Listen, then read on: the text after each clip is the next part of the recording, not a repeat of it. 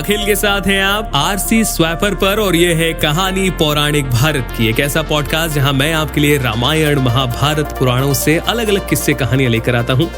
तो देखिए, इस कहानी में मैं आपको बताऊंगा कि धृतराष्ट्र किस तरीके से भगवान श्री कृष्ण की लीलाओं का वर्णन करते हैं और किस तरीके से श्री कृष्ण और अर्जुन की महिमा बताते हैं। वैसे तो ये कहानी बहुत लंबी है, लेकिन मैं कोशिश करूंगा कि कम समय में इसको पूरा कर सकूं। तो देखिए, धृतराष्ट्र कहते हैं, संजय, वासुदेव नंदन भगवान श्री कृष्ण के दिव्य कर्मों को सुनो। भगवान गोविंद ने जो जो कार्य किए हैं वैसा कोई दूसरा पुरुष कदापि नहीं कर सकता। बाल्य अवस्था में ही जब वे गोकुल में पल रहे थे, तब महात्मा श्री कृष्ण ने अपनी भुजाओं के बल और पराक्रम से तीनों लोकों में अपनी ख्याति कर ली थी। यमुना के तटवर्ती वन में उच्च श्रवा के समान बलशाली और वायु के समान वेगवान अश्वराज केशी रहता था। श्री कृष्ण ने उसे मार डाला। इसी प्रकार एक भयंकर कर्म करने वाला दानव वहां बैल का रूप धारण करके पहुंचा और गायों के लिए मृत्यु समान प्रकट हुआ। तब श्री कृष्ण ने बाल्य अवस्था में ही उसे अपने हाथों से मार डाला। इसके बाद कमल नयन भगवान श्री कृष्ण ने प्रलंभ, नरकासुर, जंभासुर, पीठ नामक महान असुर और यमराज के समान मुर का भी संहार किया। इस प्रकार श्री कृष्ण ने पराक्रम करके ही जरासंध के द्वारा सुरक्षित महातेजस्वी कंस को उनके गणों सहित रणभूमि में मार गिराया।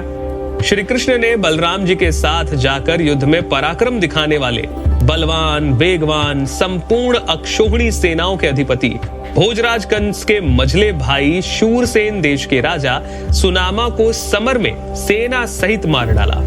पत्नी सहित भगवान श्री कृष्ण ने परम क्रोधी ब्रह्म ऋषि दुर्वासा की आराधना की और अंततः उन्हें प्रसन्न करके उनसे बहुत सारे वर प्राप्त किए।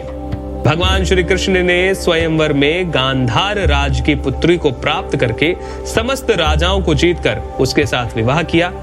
जनार्दन श्री कृष्ण ने समस्त अक्षोहिणी सेनाओं के अधिपति महाबाहु जरासंध को उपाय पूर्वक दूसरे योद्धा यानी कि भीमसेन के द्वारा मरवा दिया। बलवान श्री कृष्ण ने राजाओं की सेना के अधिपति पराक्रमी चेदी राज शिशुपाल को अग्र पूजन के समय विवाद करने के कारण पशु की भांति मार डाला। उसके बाद माधव ने आकाश में स्थित रहने वाले सौभ नामक दैत्य नगर को, जो राजा शाल्व द्वारा सुरक्षित था, समुद्र के बीच पराक्रम करके मार गिराया। उन्होंने रण क्षेत्र में अंग, वंग, कलिंग, मगध, काशी, कोसल, वत्स, गर्ग, करुष तथा पौंड्रुक आदि राजाओं पर भी विजय प्राप्त की। संजय, इसी प्रकार कमल नयन श्री कृष्ण ने अवंती, दक्षिण प्रांत, पर्वतीय देश, दशेरक, कश्मीर, औरिसक, पिशाच, मुदगल, काम्बोज, वाटधन इत्यादि अलग अलग दिशाओं से आए हुए अनुयायियों को जीत लिया। पूर्व काल में श्री कृष्ण ने जल जंतु से भरे हुए समुद्र में प्रवेश करके जल के भीतर निवास करने वाले वरुण देवता को युद्ध में परास्त किया। इसी प्रकार ऋषिकेश ने पाताल निवासी पंचजन नामक दैत्य को युद्ध में मारकर दिव्य 5 जन्य शंख प्राप्त किया। खांडव वन में अर्जुन के साथ अग्निदेव को संतुष्ट करके महाबली श्री कृष्ण ने आग्नेय अस्त्र चक्र को प्राप्त किया। वीर श्री कृष्ण गरुड़ पर आरूढ़ हो अमरावती पुरी में जाकर वहां के निवासियों को भयभीत करके वहां से पारिजात वृक्ष उठा ले आए। उनके पराक्रम को इंद्र अच्छी तरह जानते थे, इसीलिए उन्होंने वो सब चुपचाप सह लिया। राजाओं में से किसी को भी मैंने ऐसा नहीं सुना है जिसे श्री कृष्ण ने ना जीता हो। संजय, उस दिन मेरी सभा में श्री कृष्ण ने जो महान आश्चर्य प्रकट किया, उसे इस संसार में उनके सिवा दूसरा कौन ही कर सकता था। मैंने प्रसन्न होकर भक्तिभाव से भगवान श्री कृष्ण के उस ईश्वरीय रूप का दर्शन किया जो सब मुझे अच्छी तरह से याद है। बुद्धि और पराक्रम से युक्त भगवान ऋषिकेश के कर्मों का अंत नहीं जाना जा सकता। तो यहाँ पर वो भगवान श्री कृष्ण के पराक्रम के बारे में संजय को बता रहे थे। अब आगे श्री कृष्ण और अर्जुन की महिमा बताते हुए धृतराष्ट्र कहते हैं कि जिसके सारथी संपूर्ण इंद्रियों के नियंता श्री कृष्ण तथा योद्धा अर्जुन है, रणभूमि में उस रथ का सामना करने वाला दूसरा रथ कौन ही होगा। किसी भी उपाय से कौरवों की जीत होती नहीं दिखाई देती। अर्जुन श्री कृष्ण की आत्मा है और श्री कृष्ण अर्जुन की आत्मा है।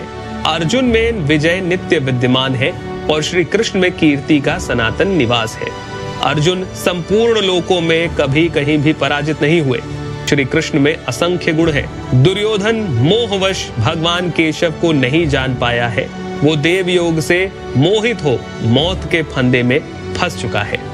इसीलिए मुझे ऐसा लगता है कि इस युद्ध का जो अंत है वो पांडवों के पक्ष में ही आएगा। ऐसा जो धृतराष्ट्र है उनको लगता था और ऐसा ही उन्होंने बताया संजय को। आरसी स्वैपर पर आपने सुना कहानी पौराणिक भारत की का आज का एपिसोड। आरसी स्वैपर पर और भी कई सारे पॉडकास्ट उपलब्ध हैं, आप उन्हें भी जरूर सुनें। मेरा नाम है अखिल, नमस्कार।